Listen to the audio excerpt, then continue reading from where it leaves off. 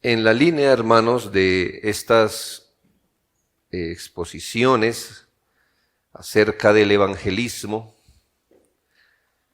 en las que hemos querido poner delante de ustedes no solo la orden que todos sabemos que tenemos los creyentes de compartir la fe, sino de darle ciertos argumentos, poner en su corazón algunas consideraciones, de manera que el Señor, usando su palabra, nos anime a esta tarea que tenemos como creyentes. En particular, nos vamos a centrar en la expresión del versículo 30, y quizás nos llame la atención que una expresión así esté en un libro de carácter sapiencial, es decir, es un libro de sabiduría. Pero mire la exhortación que hay aquí, parece muy nuevo testamentaria, por darle un nombre. Y es que, hermanos, ciertamente la Biblia se vindica a sí misma en todo lugar. Si ganar almas para el reino de Dios es una verdad, pues la encontraremos en todas partes de la Biblia, de acuerdo al momento histórico donde cualquier expresión se dé, pero vamos a encontrar la voluntad de Dios. Como podrá notar, esta es otra manera, o este texto nos resalta de otra manera la verdad que ya habíamos señalado, hermanos, y es que los creyentes somos un pueblo bendecido para bendecir a otros.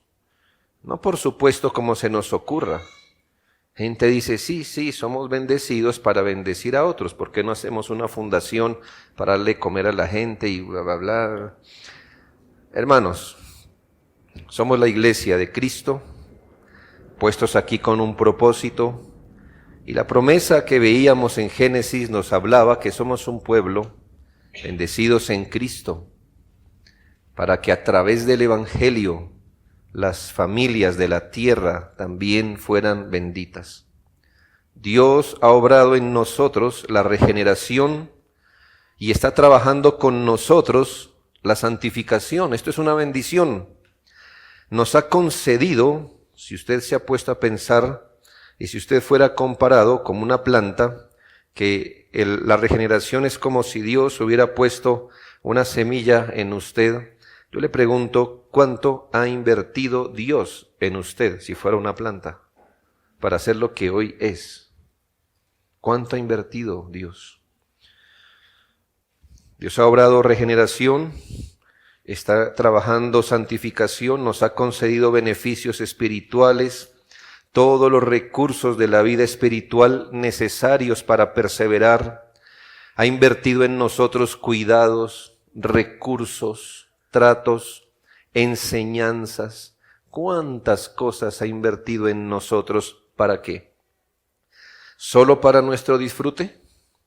¿Solo para que usted y yo lleguemos al cielo? No solo para eso, también para que siendo bendecidos en Cristo, vengamos a hacer bendición a los demás con el evangelio de la gracia. Los justos en este mundo son y deben ser una bendición si nos entendemos dentro de la estrategia de Dios de darse a conocer en Jesucristo para la salvación. Vamos a desglosar este texto. La primer parte del texto nos habla del fruto de vida de un creyente. Y eso es una bendición. Es una manera en que los creyentes bendecimos a otros con el fruto de vida. Y la segunda parte del texto nos habla de otra bendición. ¿Cómo podemos bendecir al mundo? Pero esta vez nos la plantea a manera de desafío. Igual es una bendición, pero dada como un reto a nosotros y tiene adjunto una corona, una bendición. Y nos habla así de una actividad. Entonces vayamos al texto de nuestro estudio. primero que notaremos es la gran bendición que son los justos en el mundo. Bueno, justos, justificados, los hijos de Dios, los regenerados, los convertidos. Y estoy aseverando junto con el texto que los justos en el mundo son una gran bendición.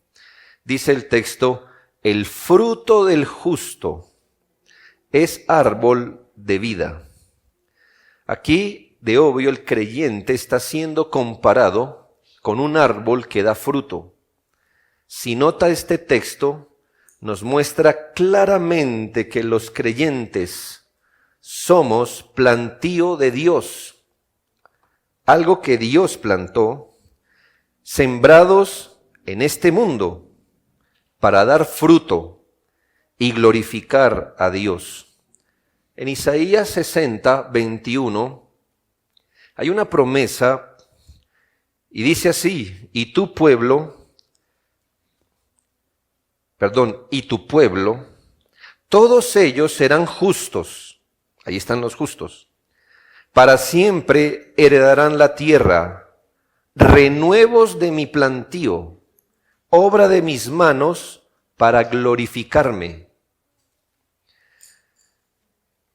Somos ese renuevo, no sé si eres claro, nosotros en la ciudad no tenemos esa imagen, pero los que viven cerca de árboles sí la pueden ver. Habrán visto que cuando talan un árbol o lo cortan bajo la superficie, usted no lo ve, de pronto en el árbol talado empieza a salir una planta, eso se llama un renuevo. Hermanos, piense esto lo que está diciendo Isaías, cuando el pecado arrasó con todo, Dios todavía dejó un plantío. ¿Cómo? Como renuevos. Son suyos. Cuando el pecado taló todo, de todas formas el Señor dejó su testimonio en su pueblo. Plantío, mi plantío, dice el Señor, obra de mis manos para glorificarme. Dios ha de glorificarse en el pueblo que creó y salvó. Él nos ha plantado, nos ha cuidado como magnífico labrador, ha invertido cada recurso en nosotros para que le glorifiquemos. ¿Y cómo lo haremos? Juan 15:8 nos da la respuesta. En esto es glorificado mi Padre, en que llevéis mucho fruto y seáis así mis discípulos. Isaías dijo, los he dejado aquí para que me glorifiquen. ¿Cómo? Juan 15:8 lo responde. ¿Cómo glorificaremos a nuestro Señor? Como plantas, como plantío que Él dejó aquí. Que el pecado no nos arrasó. Que somos esos renuevos de Dios en la tierra. ¿Cómo glorificaremos al Padre?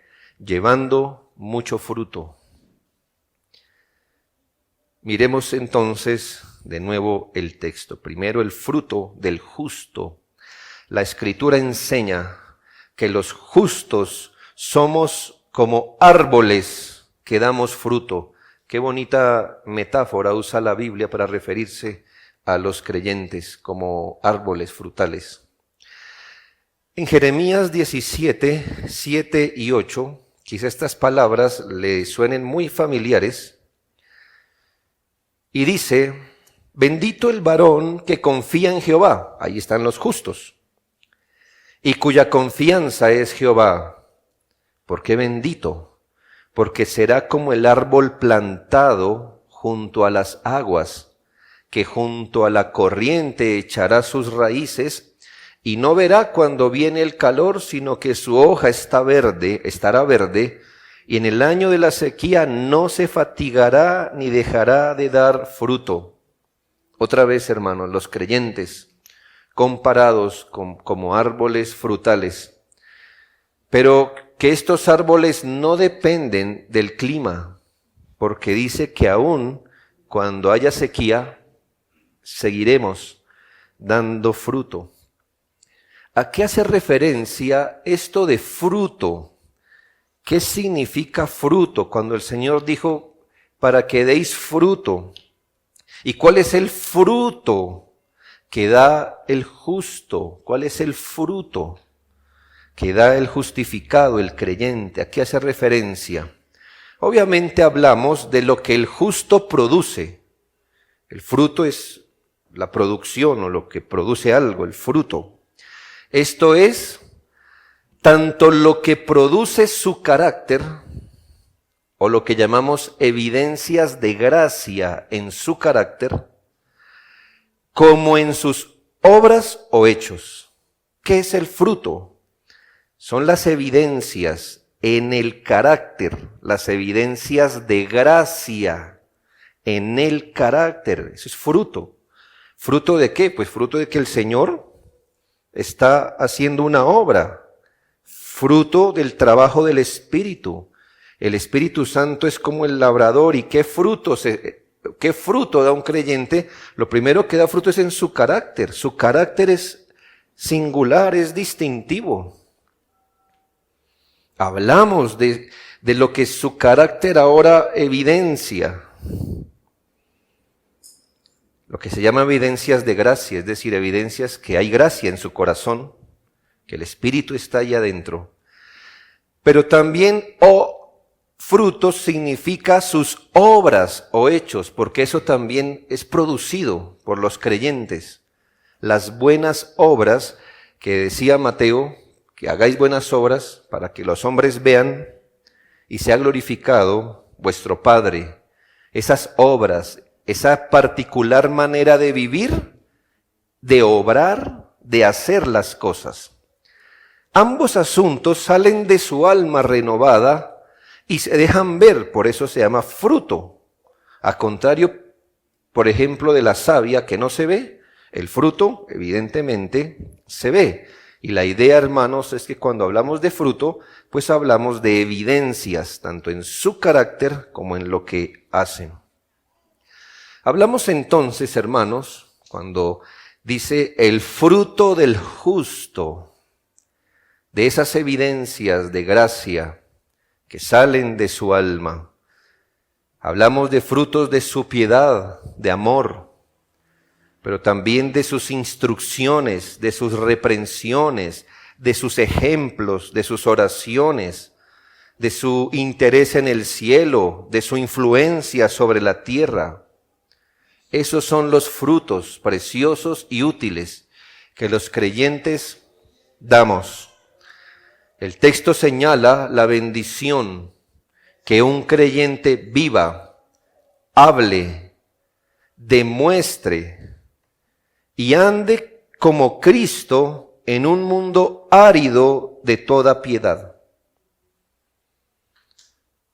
Siguiendo la metáfora, hermanos, nosotros no estamos plantados junto a otros árboles hermosos y frutales. Este mundo está caído, hermanos. Somos sembrados como alrededor de muchos cactus, ¿ya?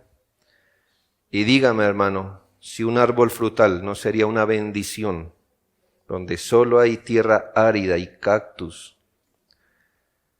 Bueno, ¿cuál sería así toda colmo de la confusión? Un creyente como un cactus, arisco,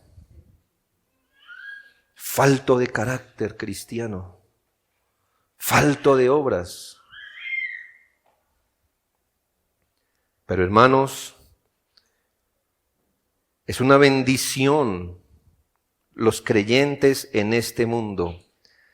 Es una bendición que un creyente viva en este mundo, hable, demuestre, ande como Cristo.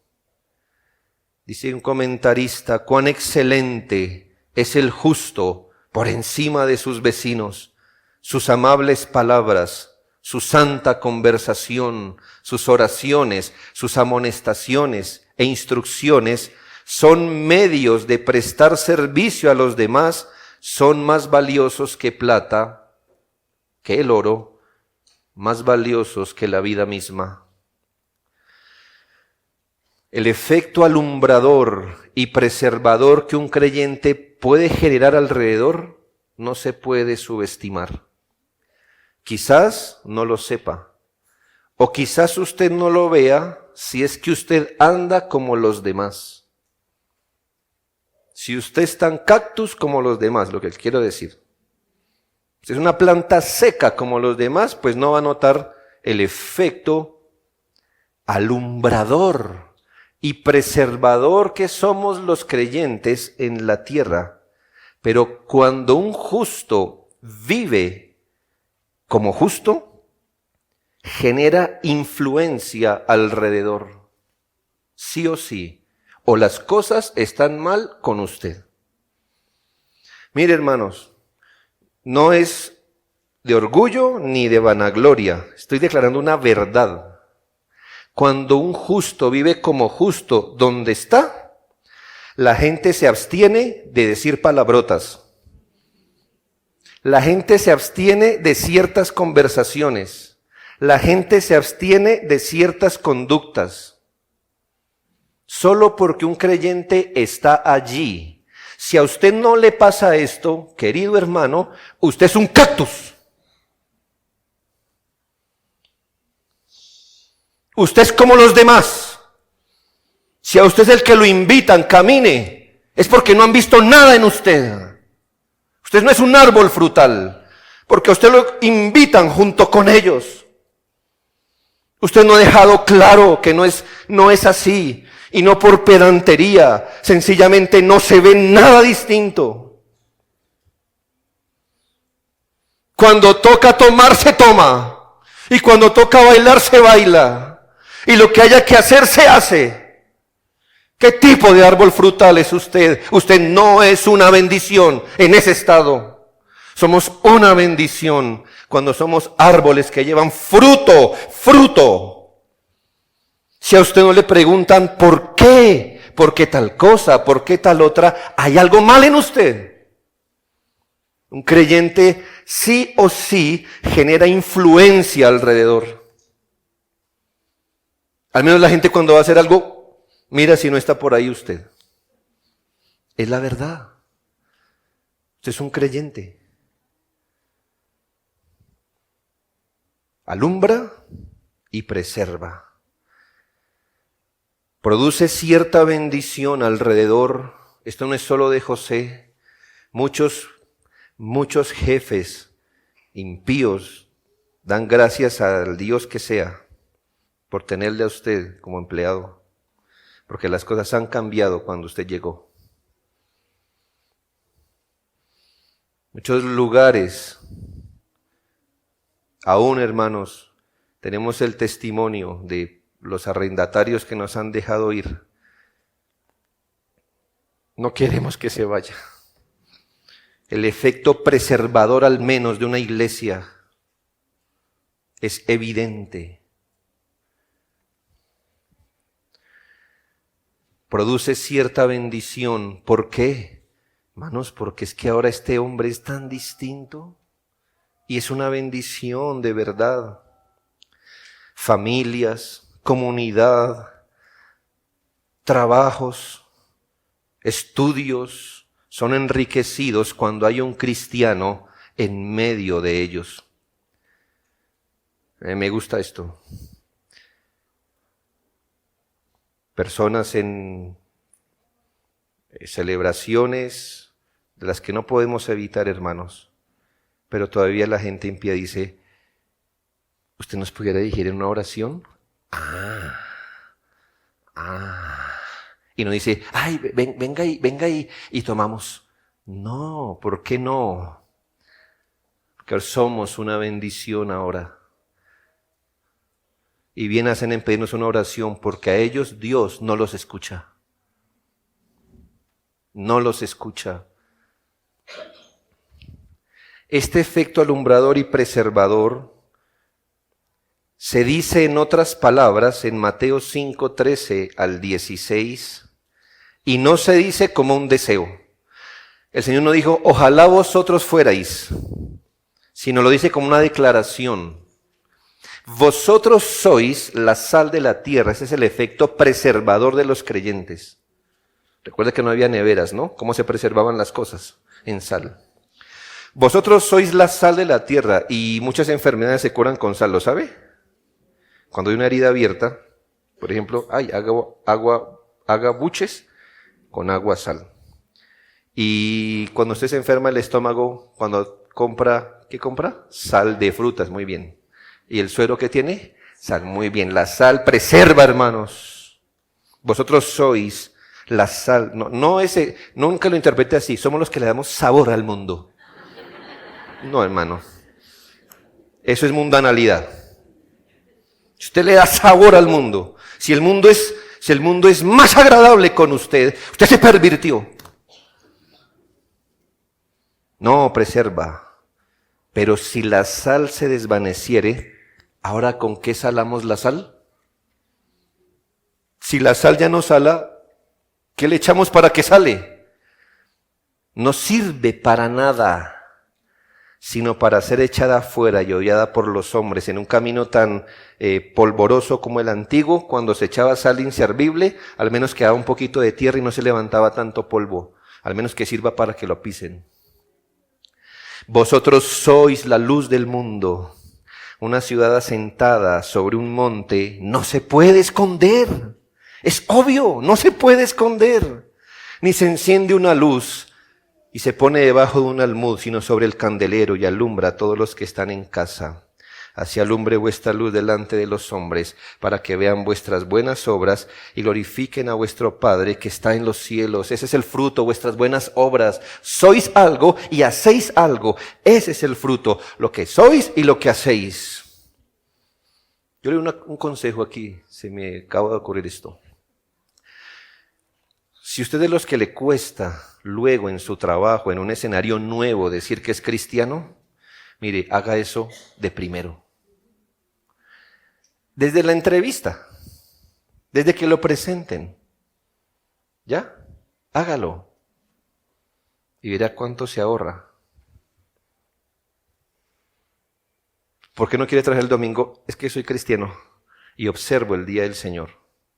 Mire, ya saben con qué atenerse con usted, ¿ve? No lo deje para 3 meses después. ¿Cómo les digo? ¿Cómo les digo? ¿Cómo les digo?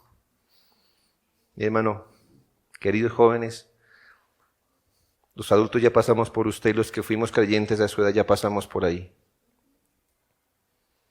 ¿Eso es sacar el almuerzo delante de los amigos no creyentes?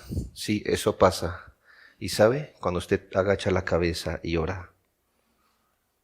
Es la primera vez que usted sufre. No debería hacerlo, ¿sabe? Porque está dando gracias a Dios. ¿Qué le importa a los demás? Yo tuve la experiencia que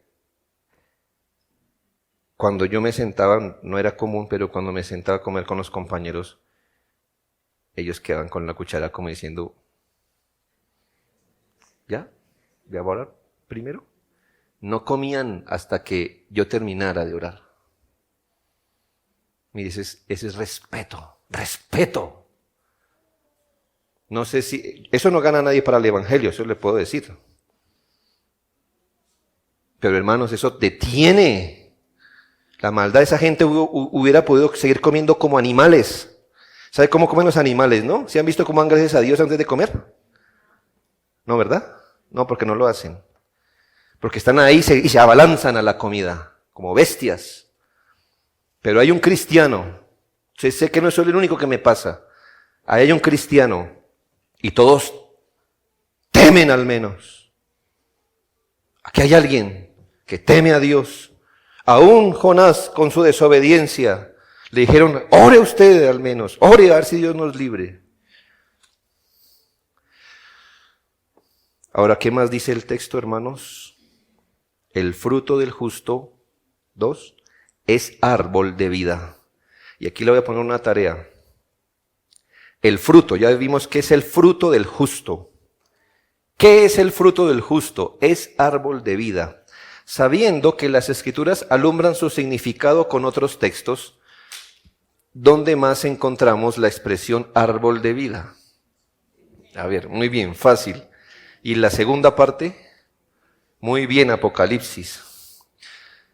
Hay un par de veces más donde eso se encuentra en la Biblia, pero las referencias más obvias, el árbol de vida aparece en Génesis, en el Edén y aparece en la Nueva Jerusalén en Apocalipsis. En ambos lugares aparece el árbol de vida. El primero era un árbol real que también tenía un significado tipológico. El árbol de Apocalipsis tiene un significado netamente metafórico.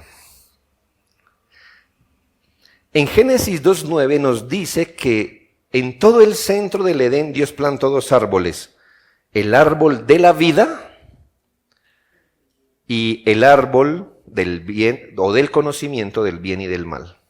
Por el pecado, el hombre comió del árbol del bien y del mal, y por eso Dios restringió el camino al árbol de la vida.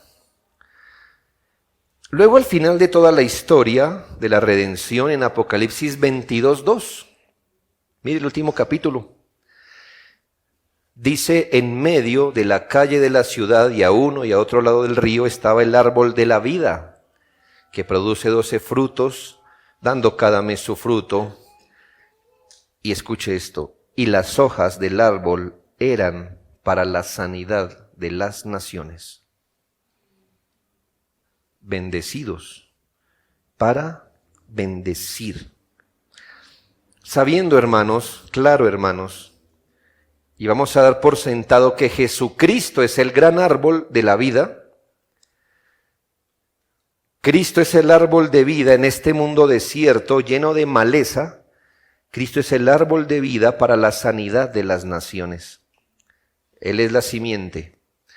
Él quiso también, hermanos, dejar en este mundo sus renuevos, de manera que sus vidas fueran como pequeños árboles de vida. Ningún árbol, dice un autor, ningún árbol frutal que se vea en nuestra tierra maldita es un emblema suficiente para representar la excelencia del justo. Él es como aquel árbol más noble del paraíso que fue plantado por la mano de Dios mismo y se distinguió sobre todos los árboles en el paraíso de Dios. Sus frutos, los frutos del justo, son tales que tienden a producir y nutrir una vida más noble que cualquiera de los árboles del jardín del Edén. Hermanos, nosotros no podemos impartir vida espiritual como Cristo, eso no es el sentido.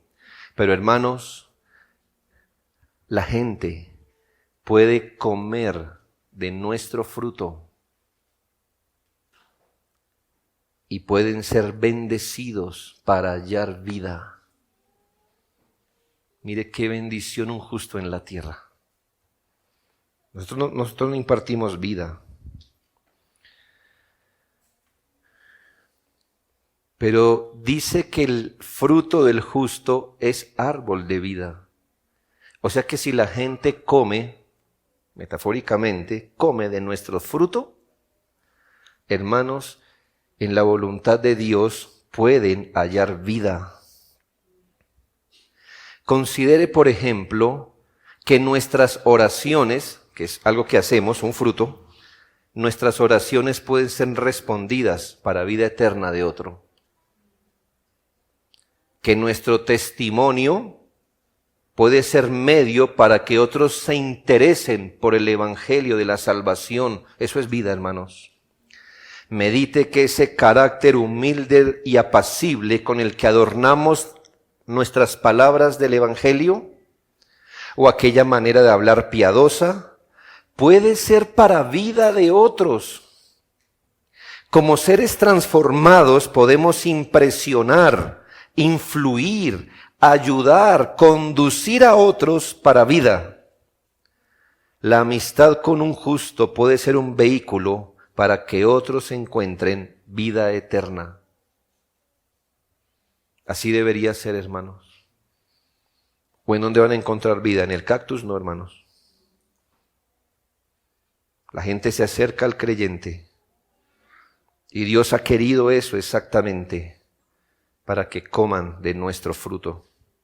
Esto es, hermanos, para que nuestro carácter les influya o para que nuestras obras les beneficien. Y en ambas cosas las personas puedan entrar en el camino que lleva a la vida eterna. Qué gran responsabilidad y privilegio. Hermanos, un creyente en el mundo es una bendición. No por nosotros ni por nuestra personalidad, por lo que Dios ha hecho. Somos plantío de Dios. Estamos plantados aquí. Siempre me anima a pensar esto, hermanos, que cientos, miles de personas estaban en Sodoma y Gomorra y el Señor estuvo dispuesto a detener el juicio por 10 justos. 10. ¿Por cuántos justos Dios no habrá hundido a Bogotá en donde se merece? O a Colombia. Pero no es porque estamos aquí, hermano. No somos una flor de adorno. Es por nuestro carácter que influye o nuestras obras que benefician. Si no es que llegó el cristiano y su sola presencia, ay, mire cómo nos bendice.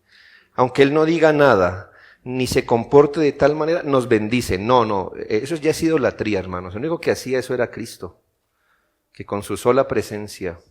No, es con nuestro fruto, hermanos. Es con nuestro fruto. Ahora, ¿qué nos señala la segunda parte del texto? Vimos la bendición de un creyente, o la bendición que es un creyente en el mundo, y segundo, el gran desafío que tienen los santos en el mundo. Bueno, que también es una bendición, hermanos, pero está dado a manera de desafío. Y el que gana almas es sabio. Ganar a alguien puede ser entendido como convencer a alguien para una causa, ¿ya?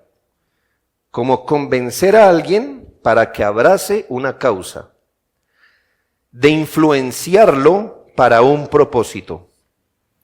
En sentido general, ganar un alma es que por medio del anuncio del Evangelio, éste sea convertido a la verdadera religión. Cuando por medio del Evangelio, éste es convertido a Cristo, podemos decir que se ganó un alma. Convencerlo para hacerles creer, amar, agradar y seguir a Cristo. Pero quiero ir a la frase más detenidamente. Meditemos primero en la frase, el que gana almas.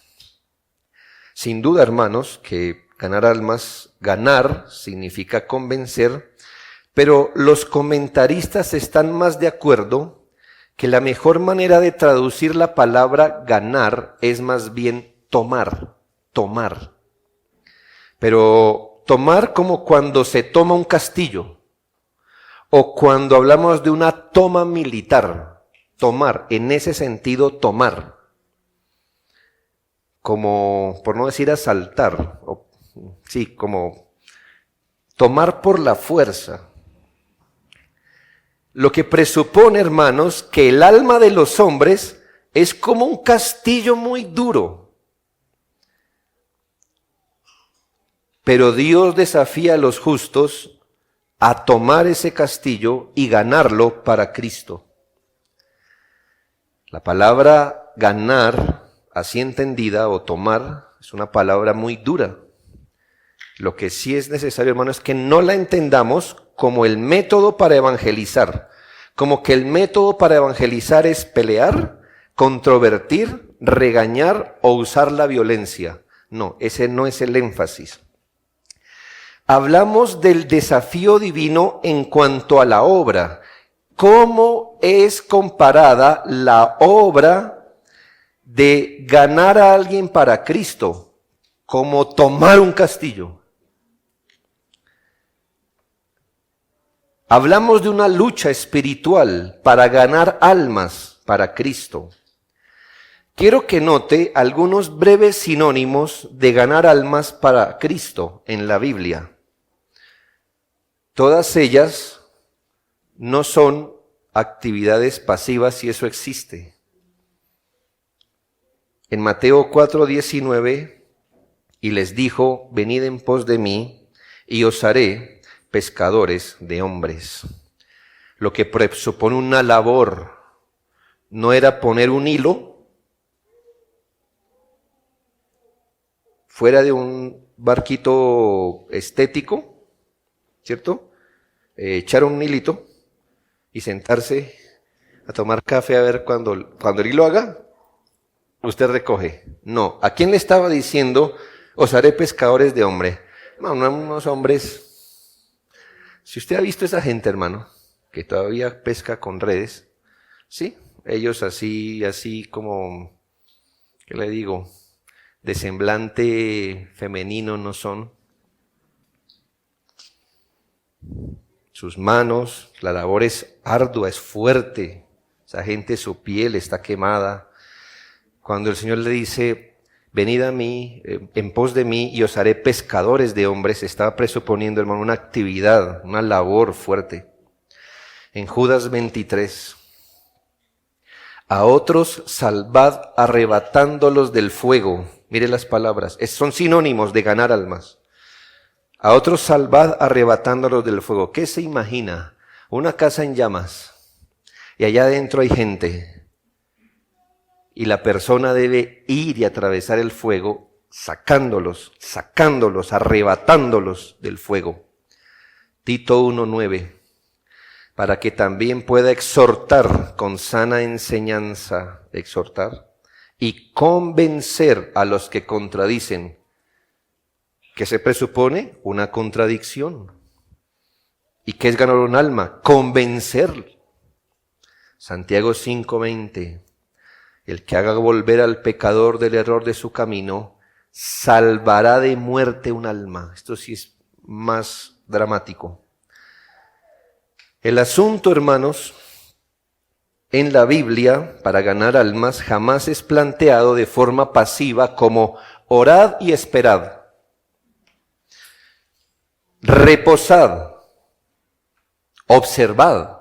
No, hermanos, hay una lucha, es una misión de rescate, es una misión de pescar en mar agitado, de sacar del fuego a unos, de persuadir hasta convencer, de hacer volver de la muerte a alguien. Por supuesto, hermanos, que el poder de hacer esto no está en nosotros, pero Dios nos ha bendecido, nos ha dado su espíritu, el evangelio, carácter. Al final Él es el que hace eficaz la labor, aún así, aunque sabemos que Él es el que hace eficaz la labor, aún así el bombero debe ir al fuego y sacar la persona. Porque Él no puede decir, si Dios quiere, oraré afuera de esa casa en llamas, oraré y esperaré. Y lo que Dios quiera, Él hará. Bueno, lo que Dios quiera, Él hará. Pero de todas formas, el bombero tiene que ir y atravesar. Y aunque el poder no esté en nosotros, hermanos, se pone en evidencia que hay lucha espiritual por las almas de los hombres para que escapen del lazo del diablo en que están cautivos a voluntad de Él. 2 Timoteo 2:26. ¿Cuánta inversión Dios ha hecho en nosotros? ¿Cuántas horas crédito de entrenamiento ha invertido en nosotros? No solo en conocimiento, en sermones. ¿Se ha puesto a pensar cuántas horas sermón tiene usted? ¿Horas sermón? Conmigo ha completado bastantes, porque yo soy hora literal, hora sermón literal. Pero no solo en eso.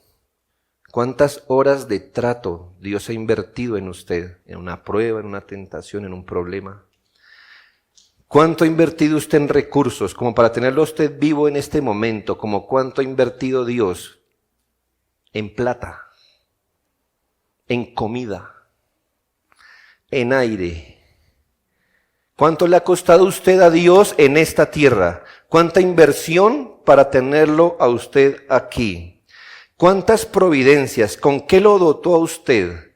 ¿Cuántas providencias de inteligencia, bienes, sabiduría? ¿Para qué tanta bendición, hermanos? ¿Para qué tanta preparación para estos bomberos? No para que oren y digan el que tenga que salir de esa casa en llamas que salga. Es que no está enviando a alguien novato, hermanos, ni desprovisto de lo que necesita. Está enviando gente que Él ha bendecido hasta la saciedad. Gente con menos ha ganado muchas personas para Cristo. Y no le coloco un ejemplo de un libro, la Samaritana, con menos horas sermón, con menos testimonio que el que usted tiene, con mucho menos conocimiento, ganó para Cristo, los trajo a Cristo. Ella no los convirtió, pero se metió al fuego y sacó unos.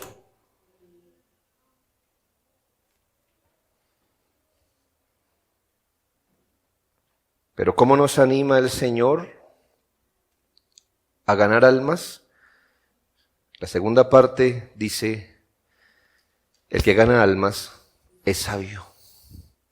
Aquí nos encontramos al frente de una de las evidencias de lo que para la Biblia es ser sabio.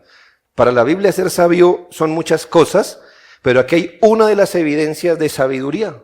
Y le aseguro que usted nunca había pensado que ser sabio, entre otras cosas, era ganar almas. Pues sí, hermanos. Y es que sabiduría y evangelio y Cristo y evangelismo vienen tan relacionadas en la Biblia. ¿No dice la Biblia en 1 Corintios 1:24 que Cristo es la sabiduría de Dios? ¿No dice 2 Timoteo 3:15 que las Escrituras nos pueden hacer sabios para salvación? ¿No dice Lucas 7:35 que la sabiduría es justificada o vindicada por todos sus hijos? ¿Acaso el Evangelio no es llamado en 1 Corintios 2:6 la sabiduría que no es de este siglo? ¿No está puesta la iglesia para dar a conocer la multiforme sabiduría de Dios, según Efesios 3:10? ¿No están escondidos en Cristo todos los tesoros de la sabiduría y del conocimiento, según Colosenses 2:3?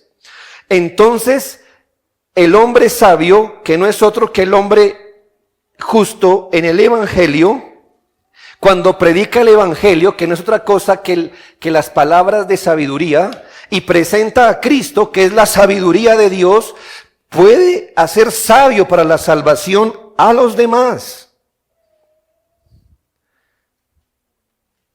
Ganar a alguien para el Evangelio es la verdadera sabiduría.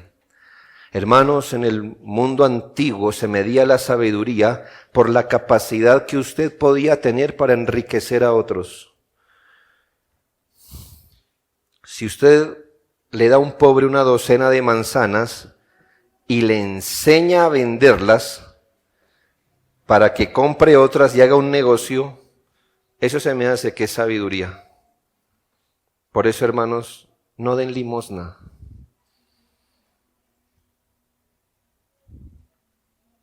Eso no es sabio, ni siquiera piadoso.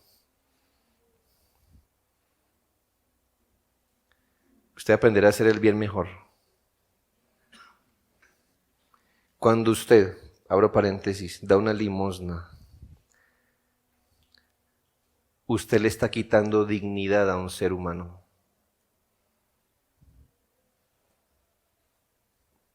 Usted está pretendiendo ser más sabio que Dios en este mundo, que dijo que hay que labrar para comer. Dignifíquelo. Es un ser humano, no es una bestia, no es un perro que usted le echa un sobrado de arroz en un poste. No, es una persona. Y a menos que realmente no tenga cómo hacer algo por sí misma, dignifíquelo. Dignifíquelo. Sea sabio. ¿No es que el Lesoto también es un humano?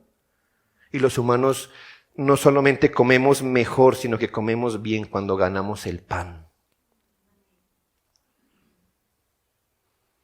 No se salga por la fácil, que eso denigra a un ser humano. ¿Y sabe qué hace usted? Con cada 100 pesos que da, le da más ánimo para seguir haciendo lo mismo, para seguir arrodillándose por 100 pesos. Yo le pregunto a usted, querido ser humano, como humano, ni como cristiano, respóndamelo como humano, ¿se arrodillaría usted por 100 pesos? No. ¿Por qué hace arrodillar a uno por 100 pesos? No haga eso. Dignifíquelo. Es un humano. Hágalo con un perro, no con un humano. No. Cierro. Pero hermanos, ¿no es más sabio si en vez de darle manzanas y le enseña a hacer negocio, qué tal si le enseña a cultivar manzanas? Bueno, esa sabiduría. Piense esto, hermano. El que beneficia de la manera más grande tanto su vida como la de su prójimo es un hombre sabio. Por eso la Biblia le llama al que deja herencia un hombre sabio. Porque se benefició él en la vida y le dejó para otros. Le dice, este sí fue sabio. Bien. Por eso antes se respetaba tanto a los filósofos. ¿Qué hacían los filósofos? Tenían escuelas de pensamiento. Entonces, ¿en qué usaba su sabiduría? En enseñar. Entonces tenían escuelas de pensamiento. Porque él decía, yo soy sabio, pero seré más sabio si me reproduzco en 50 discípulos. ¿Qué hizo Jesucristo? Se reprodujo en 12. Y así hasta nosotros. ¿Qué hacen los colegios o las universidades? Pues hermanos, hay unos entendidos, que son los profesores, haciendo sabios a miles. Mira el privilegio de un profesor. Uno. Tiene un conocimiento que ellos no tienen. Ahora lo comparto y ahora su sabiduría se reprodujo en más. Ese es un hombre sabio. Pero hermanos, ¿qué sabiduría es aquella que le concede al hombre el conocimiento de la vida eterna? De cómo reconciliarse con Dios, de cómo hallar justicia perfecta. Hermanos, el que gana almas es sabio. No solo son sabios por ese maravilloso mensaje único y salvador, sino porque ejecutan en la gracia del Espíritu las estrategias divinas para ganar almas. No es sabio el que de su propia mente genera una estrategia, generalmente carnal y mundana, para ganar a la gente dizque para Cristo. Pero el verdaderamente sabio, el que vive en testimonio de manera intencional, el que habla, se involucra, busca espacios en oración, y el que da fiel el mensaje del Evangelio en dependencia del Señor, él es verdaderamente sabio. Ciertamente, hermanos, los ministros fieles del Evangelio son honrados por el Señor, pues son herramientas escogidas para impartir sus mejores bendiciones a los hombres. Por esta razón dice 1 Timoteo 4:16, que si los ministros son diligentes, se salvarán a sí mismos y a los que les oyen. Les oyen. Los ministros de Cristo, pastores, maestros de una congregación, son instructores, capacitados, enviados por Cristo como eso, como instructores, como maestros. Hermanos, Dios nos ha dado un entendimiento, quizás más o antes que a ustedes. ¿Y cómo honramos nuestro ministerio? Hermanos, impartiéndoles lo que Dios nos dio, más o antes que a ustedes.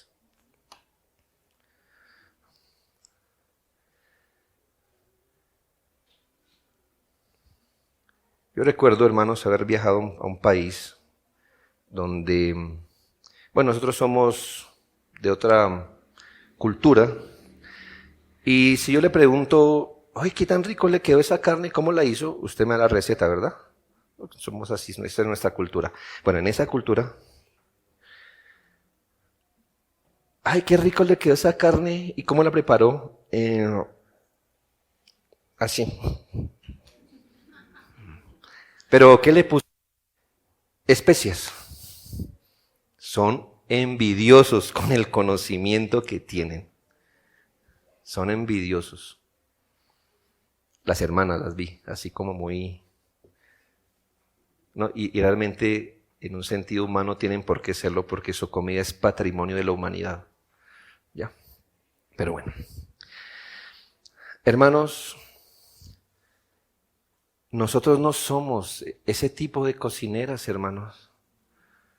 El Evangelio ha sido tan maravilloso. Ay, hermano, usted se ha puesto a pensar un día estos que no más que pensar y se ha puesto a pensar. Yo pienso cada rato en eso. ¿Qué estaría haciendo yo sábado, 6 de la tarde, si no estuviera en Cristo? ¿Dónde estarían mis hijos, mi esposa, si fuera esa la que tuviera? Si yo estuviera vivo, cada joyita viva a los 45, no creo. ¿Qué estaría? Ay, gracias al Señor, porque conocí el Evangelio de mi padre. Y gracias porque mis padres conocieron el Evangelio de mi abuelo. Y gracias a Dios porque hubo un hombre sabio que tocó la puerta a un militar santanderiano. Con eso le digo todo. Católico romano de conocimiento, no de práctica descuidada. Y le habló del Evangelio. Yo no conozco a ese hombre, pero lo amo. Lo amo. Ese hombre es mi hermano, es mi papá en la fe. El que gana almas es sabio. Usted no tuviera este pastor aquí, ni si otro pastor. ¿No es sabio, hermano?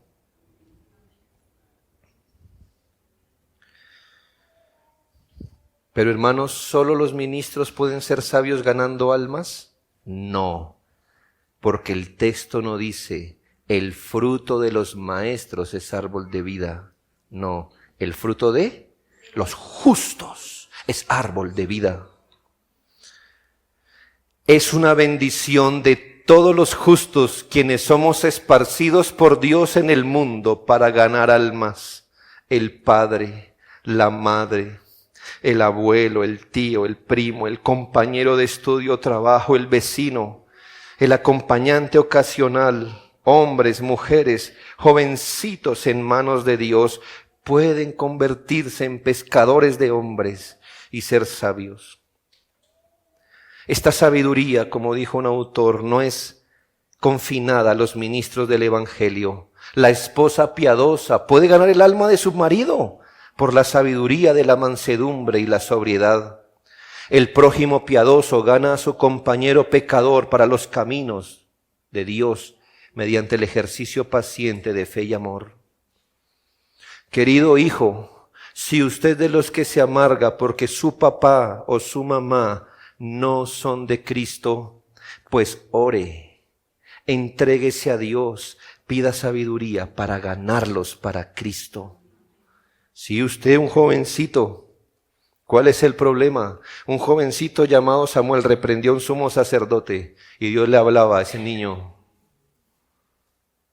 Usted que dice, mi papá es borracho, mi mamá es chismosa, mi papá es... Muy bien, ya vio el problema, perfecto, eso lo puede ver todo el mundo. ¿Por qué no se entrega al Señor, querido joven, y ora? Señor, permíteme ganar a mi papá borracho, a mi papá que no quiere ir a la iglesia, a Cristo, a Cristo. Quiero llevar a mi mamá a los pies de Cristo. El hijo que gana al Padre es sabio. La esposa que gana al marido es sabia. La semana pasada el Señor me permitió de esas cosas que yo le digo, Señor, bórralas de mi cuaderno para que no haya orgullo en mí. Pero me permitió ver el fruto de una esposa que quizá por más de 15 años no se rindió con su esposo y todavía lo veo en el Señor. Eso es sabio. El esposo que gana a su mujer, ese es un marido sabio. ¿Es usted convertido y su hermano en la carne no? Pida sabiduría, gracia, Traiga a su hermano a Cristo, tráigalo, es su sangre. ¿O ya se rindió? El alumno que gana al profesor es sabio. El profesor que gana a un alumno es sabio. La suegra que gana al yerno es sabia. La nuera que gana a sus suegros, todos ellos son sabios. Finalmente, hermanos, considere que cada alma ganada por esta sabiduría será una nueva joya en la corona del Salvador.